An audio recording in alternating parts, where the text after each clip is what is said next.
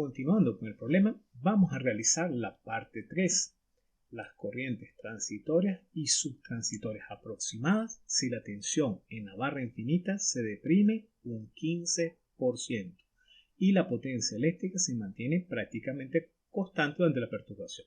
Es decir, vamos a seguir manteniendo la potencia de 4 megavatios y la tensión que teníamos de 504 voltios la vamos a deprimir un 15%, es decir, nos vamos a quedar con el 85% de esa tensión.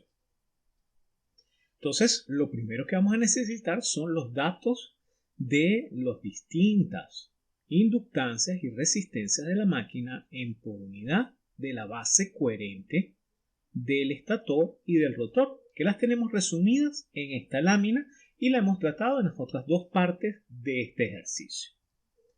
Entonces, con esos datos vamos a calcular la reactancia transitoria de eje directo y las reactancias subtransitorias de eje directo y cuadratura en función de los acoplamientos entre los enrollados amortiguadores y el acoplamiento entre el eje directo y del campo. De esas inductancias podemos calcular las distintas constantes de tiempo, la constante de tiempo de eje directo, la constante de campo y la constante de campo transitoria.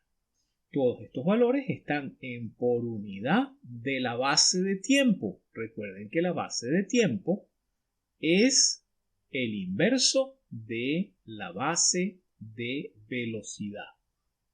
Entonces, empecemos con el análisis transitorio aproximado. Lo primero que tenemos que sacar en cuenta es cuánto es la tensión de operación posterior a la perturbación, un 15% por debajo de la tensión de operación, es decir, 1.5459 visto desde la base de la tensión línea neutra. La potencia dijimos que se iba a mantener constante en 2.4.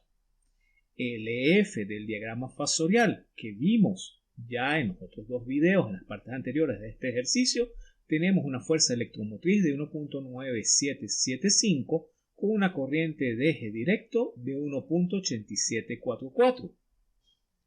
Es decir, procedemos a calcular la fuerza electromotriz transitoria y esa la calculamos a partir de la fuerza electromotriz que tenemos, del valor de la corriente de eje directo y del valor de la reactancia transitoria y el valor de la reactancia en régimen permanente, lo cual nos da una fuerza electromotriz transitoria de 0.68773. A partir de ahí y con el dato de potencia aplicamos el método inverso. Recordemos que la ecuación de potencia tiene un 3 porque estamos trabajando con potencia de base monofásica y debo corregir con la reactancia transitoria y la fuerza electromotriz transitoria.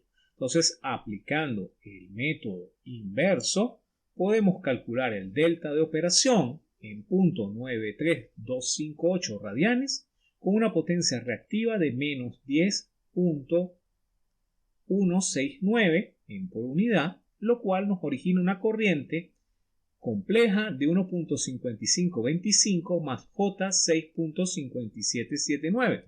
que corresponde a un módulo de 6.7586. Es la correspondiente corriente transitoria de la máquina.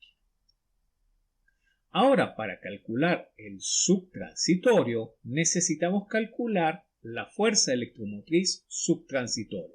Y esa la calculamos con esta fórmula a partir del diagrama fasorial, donde vamos a calcular la posición de la fuerza electromotriz subtransitoria a través de los valores de las reactancias de eje directo y de eje cuadratura subtransitorias y los valores de ID e IQ de régimen permanente, IQ e ID.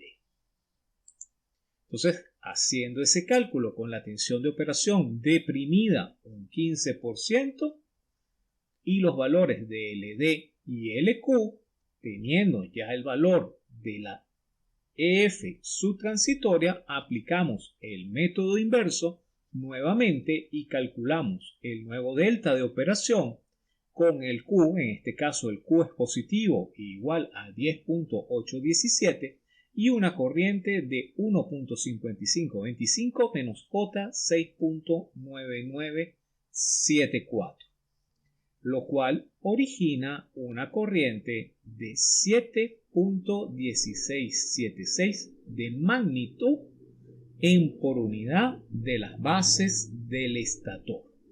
Entonces, de esta manera podemos calcular el modelo transitorio y subtransitorio y calcular el nuevo punto de operación. Es necesario calcular la fuerza electromotriz transitoria y la fuerza electromotriz subtransitoria previa a la falla y después considerar el nuevo punto de operación con la tensión deprimida, como lo pide el enunciado, de un 15%.